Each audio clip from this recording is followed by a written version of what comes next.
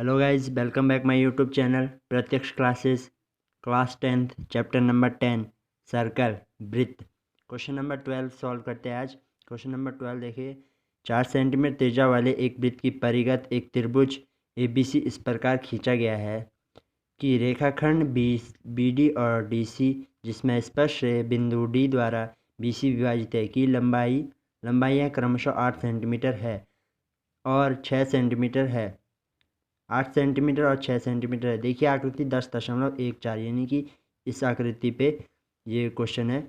आकृति 10.14 भुजा AB और AC ज्ञात कीजिए। तो आप देख सकते हैं 4 सेंटीमीटर त्रिज्या वाले एक वृत्त के परिघत यानी कि जो O से D तक ये वृत्त है, इसकी त्रिज्या कितनी है? 4 सेंटीमीटर त्रिज्या हो गई 4 सेंटीमीटर। एक वृत्त वाले ABC इस प्रकार खींचा गया है। त्रिभुज ABC इसमें खींचा गया त्रिभुज ABC। रेखाखंड BD और DC, रेखाखंड क्या? BD और DC की लंबाई क्रमशः 8 और 6 सेंटीमीटर है। भुजा AB और AC ज्ञात कीजिए। हमको AC और AB ये दो भुजा हमको फाइंड करनी है। क्वेश्चन नंबर 12 मैं आपको इसको समझा चुका हूँ। अब ये जो त्रिज्या है वो कितनी हमारे पास? 4 सेंटीमीटर। अब हम इस त्रिभुज में कुछ लिखेंगे, जैसे कि आप देख सकते हैं कि जो हमारे पास इस त्रिभुज को पहले नाम दे देते हैं, इन बिंदुओं को भी। ये हो गया आपके पास D बिंदु, इसको दे दीजिए E और ये हो गया F। तो हम लिख सकते हैं BE बराबर BC बराबर 8। ये हो गया। जो हमारे पास ये BE की लंबाई वो BC के बराबर है। क्यों? परिमेय 10.2 से। परिमेय 10.2 से क्या है? जो इसकी जो लंबाई है वो हमारे पास बराबर होगी किसकी? BE और BC की। BE और BC की लंबाई कितनी होगी? बराबर। BD बराबर 8 सेंटीमीटर। और फिर देख सकते हैं हम अगला भी एक मिल रहा है CF बराबर CD बराबर 6 सेंटीमीटर। CF कौन सा? CF ये CD हमारे पास, तो हम CD तो हमको दिख रहा है 6 सेंटीमीटर। जो CF है वो हम मानेंगे 6, वो भी 6 सेंटीमीटर होगा CF, और ये होगा 8 सेंटीमीटर। 8 सेंटीमीटर। क्यों? परिमेय हम लिख सकते हैं परिमेय 10.2 से। परिमेय 10.2 क्या बोलती है? परिमेय 10.2 है बाह्य बिंदु से वृत्त पर खींची गई स्पर्शिका। जो बाह्य बिंदु से वृत्त पर खींची गई स्पर्शरेखा और इस पर बाह्य बिंदु से वृत्त पर खींची गई स्पर्शरेखाओं की लंबाई बराबर होती है। जो बाह्य बिंदु से स्पर्शरेखा पर खींची गई जो लंबाई है वो क्या होती है? बराबर। वो होती है परिमेय 10.2। ध्यान से सुन ले, परिमेय 10.2 क्या होती है? बाह्य बिंदु से वृत्त पर खींची गई स्पर्शरेखाओं की लंबाई बराबर होती है। इसलिए इसकी लंबाई इसके बराबर और इसकी लंबाई इसके बराबर। ये हो गई परिमेय 10.2 से। अब हम इसमें देख सकते हैं कि हम इस चित्र को इस टाइप से ड्रॉ कर सकते हैं कि माना ये हमारे पास x है, इसको भी x माना, इसको भी x माना। हम लिखेंगे यहाँ पे कि माना, क्या लिखेंगे? माना जो AF है बराबर है AE के बराबर है x सेंटीमीटर। AF कौन सा है?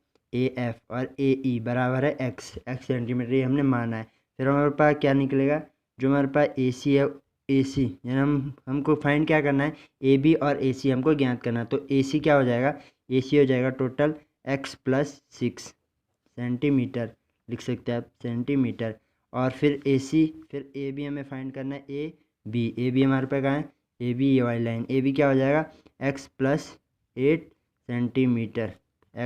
AB हो जाएगा AE + BE यानी कि x + 8 सेंटीमीटर। ये हमको निकालना है। अब हम इसको जो त्रिज्या है इस त्रिज्या को हम अलग अलग यूँ भाग कर देंगे। ये होगी केंद्र से त्रिज्या बढ़ गई, जिसमें कि आपके पास कोई त्रिभुज बनेंगे। और हम देख सकते हैं ये वाला भी फिर हमारे पास 4 सेंटीमीटर होगा, क्योंकि त्रिज्या बराबर होगी। ये 4 सेंटीमीटर, ये वाली त्रिज्या भी 4 सेंटीमीटर। तो इसमें हम दो भागों में इस त्रिभुज को, इसको दो भागों में कर देंगे और इसको भी, और ये वाला भी इसके दो पार्ट कर देंगे। तो बन गया त्रिभुज कुछ इस टाइप से। तो त्रिभुज इस टाइप से बन गया। अब हम इसमें देखेंगे, अब आप देखेंगे इनसे क्या फ़ायदा हुआ। इससे हमें तीन त्रिभुज मिल रहे, ए ओ बी, यानी कि ये वाला ए ओ बी, और बी ओ सी, ये वाला बी ओ सी, और ए ओ सी। ये तीन त्रिभुज मिल गए हमारे पास, और एक हमारे पास ए बी सी है। तो हमारे को सिद्ध करना है कि जो त्रिभुज ए बी सी है वो इन तीनों के बराबर हमको रखना है, सिद्ध नहीं करना, सॉरी। त्रिभुज ए बी सी का जो वैल्यू है वो हमको त्रिभुज इन तीन त्रिभुजों में रखना है। एक तो हो गया ए ओ बी, एक बी ओ सी, और एक ए ओ सी। ये वाला पहला त्रिभुज तो ये हो गया, दूसरा ये, तीसरा है। इन दो को बराबर रख के हमारे पास भुजाओं ए बी और ए सी की वैल्यू निकल जाएगी। तो हम देखेंगे त्रिभुज, जाएंगे पहले त्रिभुज ए बी सी में। त्रिभुज ए बी सी का क्षेत्रफल कैसे निकालेंगे। त्रिभुज ए बी सी का क्षेत्रफल के लिए, क्षेत्रफल के लिए हमें एस की ज़रूरत होती है। एस बराबर फॉर्मूला होता है एस बराबर A plus B plus C by 2। कौन से वाले में जा रहे हैं हम, ए बी सी में, यानी कि ये बड़ा वाला ए बी सी में। एस एक फार्मूला होता है, त्रिभुज का क्षेत्रफल का अलग फार्मूला होता है, अंडर रूट एस करके। एस बराबर पहले, इससे पहले हमको एस निकालना है। एस बराबर होता है A plus B plus C by 2। तो यहाँ ए की वैल्यू क्या है त्रिभुज ए बी सी में, यानी कि जो तीन ये जो इसकी एंगल है, तीनों भुजाओं की, वो एक भुजा ए, दूसरी भुजा बी, तीसरी भुजा सी है, तो बाई 2 है। तो एक की वैल्यू कितनी हो जाएगी, ए हो जाएगा, ए से मान लीजिए ए हो जाएगा 6 + 8 14। बी की वैल्यू x + 8, सी की value x + 6 sorry, x + 6 by 2। तो ये हो जाएगा 8 6 8 14 14 28, ये हो जाएगा 28 2x बाई 2। यहाँ से 2 कॉमन लेंगे, s बराबर 2 14 + x, 2 कॉमन लिया तो 14 + x बाई 2। 2 से 2 कट, तो s की वैल्यू बढ़ जाएगी, s बराबर 14 + x। ये हमको s निकल गया। हम त्रिभुज, जो त्रिभुज हम निकाल रहे हैं ए बी सी का क्षेत्रफल का फॉर्मूला होता है, ध्यान से देखें, क्षेत्रफल त्रिभुज ए बी सी का क्षेत्रफल बराबर फॉर्मूला होता है कि under root of S minus A, S minus B और एस माइनस सी। इसलिए हमने यहाँ एस की ज़रूरत पड़ी हमें, इसलिए हमने एस निकाला। पहले ए बी सी हमारे पास गिवन है, तो ये हो गया under root S minus A, S minus B, S minus C.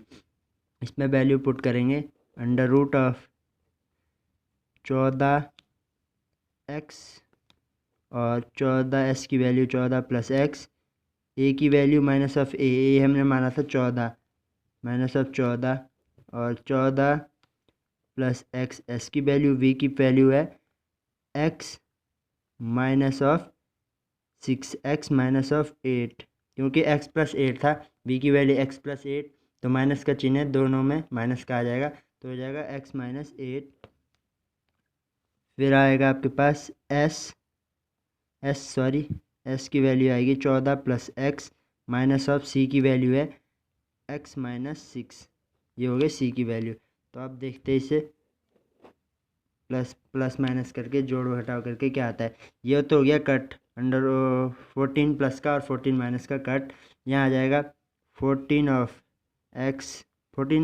+ x, और यहाँ ये प्लस का x गुणा में, ये गुणा में सॉरी, इस टाइप से x, और ये हो जाएगा x माइनस प्लस x ख़त्म, ये हो जाएगा 14 में से 8 गए गुणा 6, फिर यहाँ पे क्या है गुणा 14, यहाँ प्लस माइनस x ख़त्म, 14 में से 6 गया 8, तो अंडर रूट छोटा हो गया, बड़ा हो गया सॉरी, तो यहाँ पे वैल्यू क्या आ जाएगी, इसकी गुणा करके आपका आएगी 14 + x, 14 + x, 14 + x, और यहाँ हो जाएगी गुणा 6 8 48 एक्स, क्या आ जाएगा 48x अंडर रूट में ये आ जाएगा 48x त्रिभुज ABC का क्षेत्रफल। अब इसको आगे सॉल्व करेंगे। क्या था हमारे पास S बराबर त्रिभुज का क्षेत्रफल बराबर आया था under root of 14 plus x गुणा 48 ऑफ x।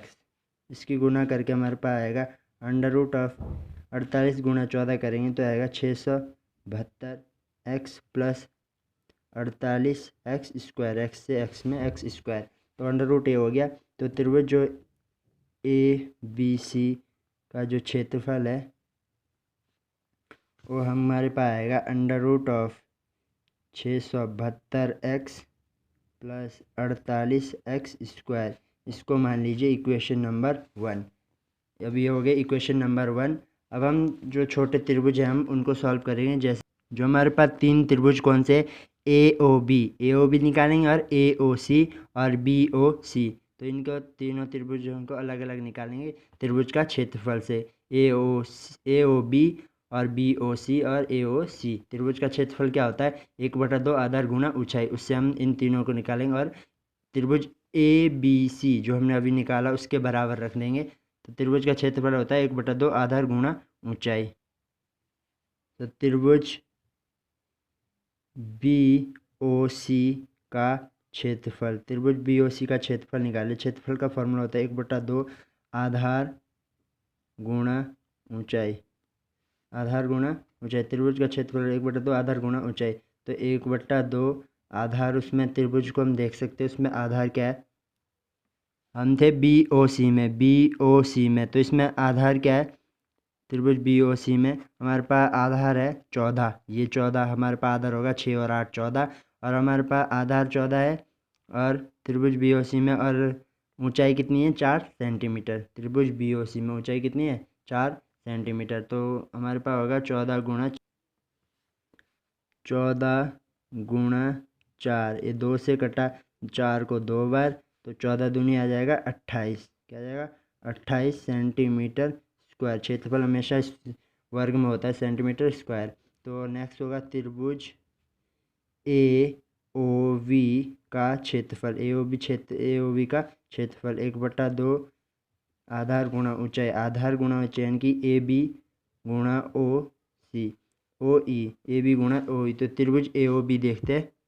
त्रिभुज AOB ये वाला त्रिभुज AOB, इसमें आधार क्या है AB, आधार क्या है AB और हमारे पास क्या है OC। त्रिभुज AOB में हम AOB में, तो हमारे पास AB क्या है, AB तो हो गया हमारे पास आधार, और जो हमारे पास OE है OE हो गया हमारे पास लंब ऊंचाई यानी कि। तो आधार होगा x + 8 और गुणा 4, x + 8 गुणा 4, 1/2 AB की हो गई x + 8 गुणा OE हो गया 4, 2 ने 4 को काटा 2 बारी, तो ये बन गया 2x + 16 सेंटीमीटर स्क्वायर। AOB भी निकल गया। अब त्रिभुज कौन सा तीसरा AOC का क्षेत्रफल, त्रिभुज AOC का क्षेत्रफल निकालेंगे। क्षेत्रफल बराबर 1/2 आधार उसमें 1/2 आधार गुणा ऊंचाई,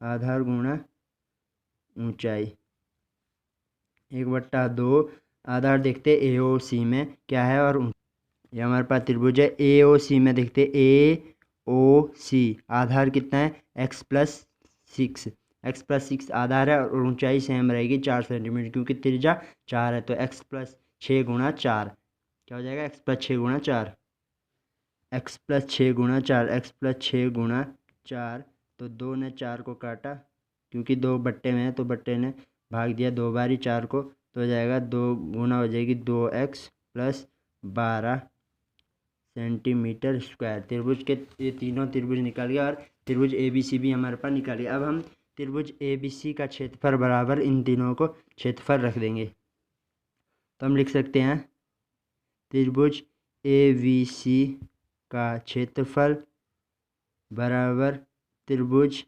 AOB प्लस त्रिभुज AOC प्लस त्रिभुज BOC, त्रिभुज BOC का क्षेत्रफल, तीनों का क्षेत्रफल हम जोड़ देंगे इसके बराबर। त्रिभुज ABC का क्षेत्रफल देख सकते हैं हम √772x + 48x²। तो इसको इधर रख देंगे 672x + 48x² बराबर हो जाएगा AOB का क्षेत्रफल यानी कि 2x + 16 AOC का 2x + 12 2x + 12 + BOC 28। अब हम इनको जोड़ देंगे। पहले हम इसको नोट कर लेते हैं कि 672x + 48x² बराबर, ये जुड़ जाएगा 2x और 2x कितना हो जाएगा 4x प्लस ये हो जाएगा 56 कितना हो जाएगा 56। तो अब हम दोनों ओर वर्ग करने पर लिख सकते हैं, वर्ग करने पर दोनों पक्षों में लिख सकते हैं, या फिर दोनों पक्षों में, both side, left hand side और राइट हैंड साइड, दोनों पक्षों में वर्ग करने पर। तो जब हम इसका स्क्वायर करेंगे तो अंडर रूट हट जाएगा, हमारे पास मिलेगा 772x + 48x²। और इसका जब हम वर्ग करेंगे तो ये मिलेगा हमारे पास इस टाइप से कि हमारे पास मिलेगा इस टाइप से 4x + 56 का होल स्क्वायर। अब हमारे पास ये बन गया a + b का होल स्क्वायर। a + b का होल स्क्वायर, a + b का होल स्क्वायर होता है a² + b² और प्लस 2ab। इस टाइप से हम इसको खोल देंगे तो इधर वाला तो सेम रहेगा 672x + 48x²। ये क्वेश्चन बहुत लंबा है, मैं आपको इसीलिए इस क्वेश्चन में कुछ ज़्यादा टाइम लगेगा और आप समझिए इस क्वेश्चन को। तो हो जाएगा a का स्क्वायर यानी कि 4x का होल स्क्वायर + 56 का स्क्वायर प्लस 2a यानी कि 4x, b यानी कि इंटू है b यानी कि 56। तो जब हम इसका वर्ग खोलेंगे ये वाला सेम रहेगा 772x + 48x² बराबर, ये हो जाएगा 4 का 16x² और 56 का हो जाएगा 16x², 56 का हो जाएगा 3136। आप गुना कर सकते और इधर हो जाएगा 56, 4 दूनी 8, 56 8 है, कितना हो जाएगा 448x, ये हो जाएगा 448x। तो अब हम इसको इधर उधर करके क्या करेंगे, माइनस प्लस करके इसका सॉल्यूशन निकालने की कोशिश करेंगे। तो हो जाएगा 48x² इधर और इससे रिलेटेड माइनस ऑफ 16x² इधर लाया और ये हो जाएगा प्लस ऑफ 772x इधर लाया, 400 प्लस का था माइनस इतना 448x और ये माइनस का 3136 बराबर हो गया 0।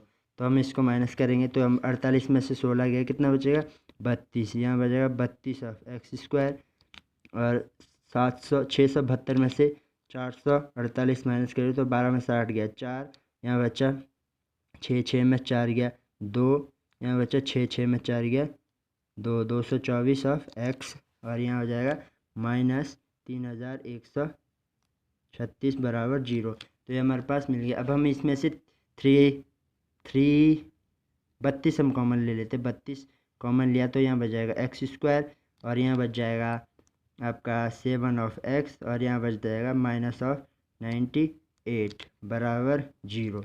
तो हम इसको पीछे नोट करते 32 इसको x² - 7x -98 ये हमारे आया। अब हम इसका क्या करेंगे, जो है गुणा में 32 है इसको 0 के इधर भेज देंगे तो भाग में 0 ही हो जाएगा, तो इसको भूल जाइए आप। तो हो जाएगा x² - 7x -98 बराबर 0। अब इसमें द्विघात समीकरण लगानी है, द्विघात समीकरण का यूज़ करके ax² + bx इसका गुणनखंड करने। तो हो जाएगा x² माइनस ऑफ कितना हो जाएगा, ये हो जाएगा 14x - 7x ऑफ 98। ऐसा क्यों किया, क्योंकि आप देख सकते हो 14 में 7 जाएगा तो 7, 14 में से 7 जाएगा तो 7 ही आएगा, यहाँ प्लस का 7 है ये, सॉरी आप पीछे भी चेक कर सकते हो, सॉरी पीछे ही मिस्टेक हुई थी, तो ये प्लस का आ जाएगा यहाँ पे, प्लस का 224 और यहाँ पे प्लस का 7। तो इसको देख सकते हैं आप, प्लस का आएगा क्योंकि 672 बड़ा है माइनस के 448 से, इसलिए प्लस का चिन्ह आएगा। ये हो गया प्लस का 7x, एक्स स्क्वायर प्लस का 7x। तो यहाँ देख सकते हैं आप कि यहाँ 14 में से अगर -7 कर दो तो प्लस का 7x आएगा, और 14 7 98 होता है, 14 7 98 होता है। तो इस टाइप से हो गया। अब हम यहाँ देख सकते हैं, हम x कॉमन लेंगे तो यह जाएगा x प्लस ऑफ 14, और x कॉमन लिया तो प्लस ऑफ 14, यहाँ -7 कॉमन लेंगे तो हो जाएगा x, और माइनस माइनस प्लस 14, 14 7 98 बराबर 0। तो x प्लस जो 14 है उसको कॉमन लेके उसको पहले लिखेंगे, और x माइनस ऑफ 14 बराबर 0। तो x बराबर, यदि हम 14 ले, x बराबर 14, x प्लस 14 बराबर 0, तो x बराबर हमारे पास देगा -14। एक वैल्यू थी ये दी। दूसरी x माइनस 7 बराबर, यदि हम 0 रखें तो x बराबर हमारे पास देगा 7, इसलिए हम प्लस वाले के लेंगे, ऋणात्मक वाला नहीं लेंगे। तो माइनस वाला हम कभी भी नहीं लेते, तो हमारे पास वैल्यू ऑफ x क्या हो जाएगी 7, ऋणात्मक वाला नहीं लेंगे। तो हमारे पास x निकल गया 7। अब हम जो भुजा के हमें पूछिए ए बी हमारे पास क्या था x प्लस 8, तो हम इसको आसानी से निकाल सकते हैं। x कितना हो गया 7 प्लस 8 बराबर कितना आएगा 50 सेंटीमीटर। ये हमारे पास निकल गया ए बी की डिस्टेंस। और हमारे पास ए सी है, ए सी बराबर x प्लस 6 था, तो हो जाएगा 7 प्लस 6 बराबर हो जाएगा 13 सेंटीमीटर। तो ये हमारे पास दोनों आंसर निकल गए, ए बी और ए सी की लेंथ। अब क्वेश्चन नंबर लास्ट है इस एक्सरसाइज का, क्वेश्चन नंबर 13। क्वेश्चन नंबर 13 सिद्ध कीजिए कि वृत्त के परिगत बनी चतुर्भुज के सामने सामने की भुजाएं केंद्र पर संपूरक कोण अंतरित करती है। संपूरक होता है जी, संपूरक 180 डिग्री का होता है, पूरक होता है 90 डिग्री का होता है। संपूरक कोण निकालना 180, दोनों का योग बराबर 180 होगा। क्वेश्चन नंबर 13 देखते हैं। क्वेश्चन नंबर 13 है, तो ये आपके पास वृत्त एक ड्रॉ है जिसमें चारों ओर चतुर्भुज बना है ए बी सी डी। चतुर्भुज बना आमने सामने की भुजा, इनकी सी डी बराबर ए डी, जो ये है भुजा केंद्र के संपूरक कोण अंतरित करते हैं। आमने सामने की भुजाएं केंद्र पर, आमने सामने की भुजाएं यानी कि ये वाला angle A O D, angle of A O D ये वाला, और बी ओ सी, ये दोनों क्या होने चाहिए बराबर होने चाहिए और संपूरक होने चाहिए एंगल ऑफ ए। और दूसरा कि angle of A O B इनकी ये वाला, और सी ओ डी ये वाला पूरा संपूरक होना चाहिए। हमको सिद्ध करना है कि ये दोनों कोण क्या होने चाहिए संपूरक होने चाहिए। और उससे पहले हम इस जो ये हमारे पास है इसको 2 भागों में कर देंगे ताकि हमारे पास इसको सॉल्व करने का आसान तरीका मिल सके। तो हम लिखेंगे कि हमें गिवन क्या है और दिया क्या है इसमें, वो हम सबसे पहले लिखेंगे। तो हम देख सकते हैं कि केंद्र, हम लिखेंगे केंद्र ओ वाले एक वृत्त, केंद्र ओ वाले एक वृत्त के परिगत यानी कि उसके चारों ओर ओ वाले वृत्त है एक, उसके परिगत एक क्या बना है चतुर्भुज बना है। क्या बना है चतुर्भुज, एक चतुर्भुज। कौन क्या नाम है इसका ए बी सी डी, चतुर्भुज ए बी सी बनी है, ए बी सी डी बनी है या बना है, तथा जो उसमें पी और ये हम इसको नाम दे सकते, इसको देंगे हम पी क्यू आर एस। तो हमारे पास जो पी है, पी क्यू और आर और एस क्या है क्रमशः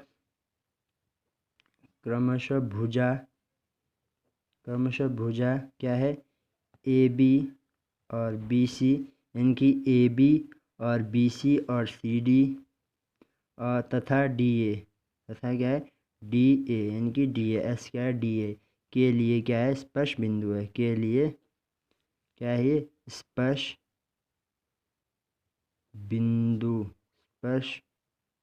बिंदु है। तो ये हमने लिखा जो हमारे पास गिवन था। अब हमको सिद्ध क्या करना है, तो 2 पॉइंट हमको सिद्ध करने हैं। हम लिख सकते हैं सिद्ध करना है या फिर सिद्ध करना है।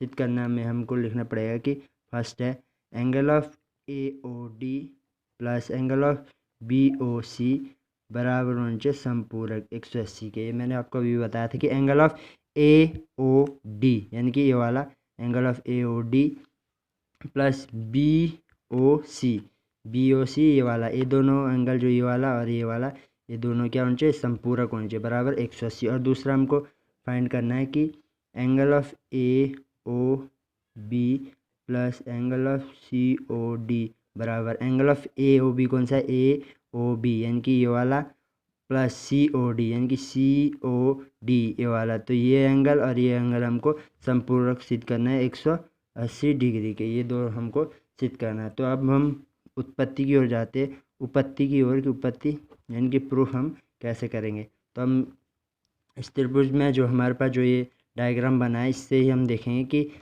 जो हमारे पास, इसको हम, ये हो जाएगा हमारे पास 1, ये हो जाएगा 2 3 4 5 6 7 8। इसको हमने कुछ पॉइंट नाम दे दिए ताकि हम इसमें जो हम एंगल निकाल सकते हैं, क्योंकि हमको प्रूफ करना है कि जो स्पर्श बिंदु खींची गई जो स्पर्श रेखाओं में बराबर कोण अंतरित कोण होता है। जो ये अंतरित कोण है ये क्या होते हैं, इसके बराबर कोण के बराबर होता है, एंगल A या 2 ये बराबर एंगल कोण होते हैं।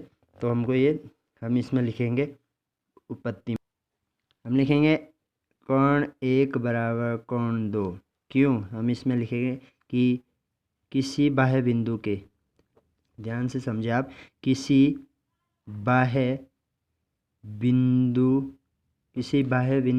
से खींची, किसी बाह्य बिंदु से, इनकी ये कोई बाह्य बिंदु से खींची गई, किसी बाह्य बिंदु से खींची वृत्त की स्पर्श रेखाएं, वृत्त की क्या है, स्पर्श रेखाएं, वृत्त की स्पर्श रेखाएं केंद्र पर क्या है, केंद्र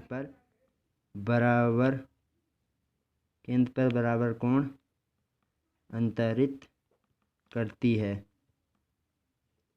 समझे आप कि क्या बोल रहा है, किसी बाह्य बिंदु से खींची गई, यानी ये कोई बाह्य बिंदु, इससे खींची गई जो स्पर्श रेखा है, ये यानी कि ये AB और AS स्पर्श रेखा केंद्र के बराबर कोण पर अंतरित है। जो केंद्र के ये कोण है, ये वाली PO या फिर SO, तो इस पे कोण पे बराबर अंतरित है। तो एंगल A एंगल 2 बराबर है। तो हम लिख सकते हैं एंगल A बराबर एंगल 2। इसी प्रकार से लिख सकते हैं हम एंगल 3 बराबर एंगल 4 और एंगल 5 बराबर एंगल ऑफ 6, एंगल 7 बराबर एंगल ऑफ 8। ये एंगल 7 8 के 6 5 4 3 ये एंगल हो गया बराबर। तो हम इन तीन सारे एंगल को जोड़ देंगे, angle of A angle of 2 plus angle of 3 plus angle of 4 angle of 5 plus angle of 6 plus angle of 7 plus angle of 8 बराबर 360। क्योंकि ये पूरा एक कोण बना रहा है जो पूरा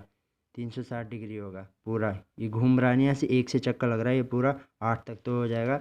जो 1 से लेकर 8 तक जो एंगल है उनके कोण बराबर 360। तो ये हो जाएगा हमारे पास इक्वेशन नंबर फर्स्ट।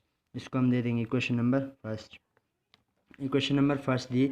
अब हमको निकालना क्या है इसमें, हमारे पे जो सिद्ध करना, जो हमको सिद्ध करना, हम उसकी ओर ध्यान देंगे कि हमारे को AOD हमको सिद्ध करनी है कि 1 और 8 वाले पॉइंट हमको चाहिए, और BOC और 4 और 5 वाले पॉइंट हमको चाहिए। तो हम यहाँ लिख सकते हैं इसको रफली कि हमारे पास 1 8 4 5 ये वाले पॉइंट चाहिए, बाकी को हम नेगलेक्ट कर देंगे। तो जो हमारे पास फर्स्ट समीकरण है उसमें हम इस टाइप से चेंज करेंगे कि एंगल ऑफ A को सेम रहने देंगे, क्योंकि 1 तो हमको चाहिए, 2 हमको नहीं चाहिए। टू एंगल ऑफ 1 बराबर एंगल 2 होता है, तो 2 की जगह हम 1 लिख सकते हैं एंगल ऑफ 1। 3 भी हमको नहीं चाहिए, 4 चाहिए। तो यहाँ पे क्या है कि एंगल ऑफ 3 बराबर एंगल ऑफ 4, तो 3 की जगह एंगल 4 आ सकता है, एंगल 4 सेम रहेगा। एंगल ऑफ 5 भी हमको नहीं चाहिए, एंगल ऑफ 5 हमें चाहिए, तो एंगल 5 हम सेम लिखेंगे। एंगल ऑफ 6 बराबर एंगल ऑफ 5 बराबर एंगल ऑफ 6, तो एंगल 6 की जगह हम 5 लिख सकते हैं, एंगल ऑफ 5। एंगल ऑफ 7 हमको नहीं चाहिए, तो एंगल 7 बराबर एंगल 8 होता है, तो एंगल 7 की जगह हम 8 लिख सकते हैं। एंगल 7 की जगह हम क्या लिख सकते हैं, 8 लिख सकते हैं। और एंगल ऑफ 8 तो सेम ही रहेगा, एंगल ऑफ 8 सेम रहेगा बराबर 360। ये 2 के पार्ट है, एंगल ऑफ 1 2 है, एंगल ऑफ 4 2 है, एंगल ऑफ 5 2 है, एंगल ऑफ 8 2 है, बराबर 360। तो इसमें से 2 कॉमन लेके हम इसको सॉल्व करेंगे, देखते हैं पीछे। तो ये हो गया 2 angle of 2 angle of 4 angle of 5 और एंगल ऑफ 8। तो इस टाइप से हमने अब हम 2 को इधर भाग में दे देंगे तो एंगल ऑफ 1 बराबर angle of 4 plus angle 5 plus angle 8 बराबर हो जाएगा 180 डिग्री। और आप देख सकते हैं एंगल 1 और 4 या फिर 1 और 8 का रिलेशन है आपस में। 1 और 8 किसको देता है? Angle of A O, angle of A O इसमें देगा ए ओ डी में, ए ओ डी। आप देख सकते हैं चेक करके ए ओ डी क्या दे रहा है, ए ओ डी क्या दे रहा है? 1 और 8 दे रहा है। और बी ओ सी क्या देगा? 4 और 5। तो हम जो एंगल ऑफ एक और एंगल 8 की जगह हम ए ओ डी लिख सकते हैं, एंगल 4 और 5 की जगह बी ओ सी लिख सकते हैं। एंगल 1 और 8 की जगह ए ओ डी प्लस एंगल 4 और 5 की जगह बी ओ सी बराबर 180 डिग्री। ये तो हमारे पास एक आंसर मिल गया हमको कि ये हमारे पास एक आंसर हो गया। कौन सा? A O D plus B O C बराबर 180। ये हमको एक प्रूफ करना था। चेक करते। फर्स्ट तो हमारे पास प्रूफ हो गया कि A O D plus B O C बराबर 180। अब सेकंड करना है A O B plus C O D, यानी कि ए ओ बी ये वाला और सी ओ डी ये वाला। इसमें एंगल ऑफ 2 एंगल ऑफ 3 आएंगे ए ओ बी में, और सी ओ डी में एंगल ऑफ 6 और एंगल 7 आएंगे। तो क्वेश्चन अब इसको सॉल्व करते हैं। सेकंड पार्ट सॉल्व करने के लिए हमें इसे इक्वेशन 2 मानना होगा और हम लिखेंगे समीकरण 1 में से समीकरण 2 घटाने पर। तो समीकरण 1 में आपको लिख लेता हूँ यहाँ पे। समीकरण 1 थे हमारे पास √1 angle of 2 angle 3 plus angle 4 plus angle of 5 plus angle of 6 angle 7 plus angle of 8। ये हमारे पास इक्वेशन नंबर फर्स्ट थी, बराबर 360 था। तो इसमें से इक्वेशन नंबर 2 घटानी, यानी कि minus of √1 plus minus of 4 और माइनस ऑफ एंगल 5 नहीं माइनस एंगल 8। यहाँ लिख सकते हैं बराबर समीकरण 1 में से घटाना था। 1 था 360 और बी कितने हो गए? 180। तो इस पे से घटा के क्या हो जाएगा? ये तो कट हो जाएगा, एंगल 1 और एंगल 1 माइनस का, फिर एंगल 4 माइनस का, एंगल प्लस का, एंगल माइनस प्लस माइनस खत्म, एंगल ऑफ -5 है तो प्लस का 5 कैंसिल, एंगल ऑफ -8 है -8 कैंसिल, प्लस है कैंसिल। तो ये इधर बचा एंगल 2 एंगल 3 एंगल 6 एंगल 7 बराबर 360 में से 180 गया 180। तो यहाँ पे भी हम देख सकते 2 और 3 एंगल किस में बनाता है? Angle of A O B में, प्लस 6 और 7 बनाना था सी ओ डी में त्रिभुज के माध्यम से।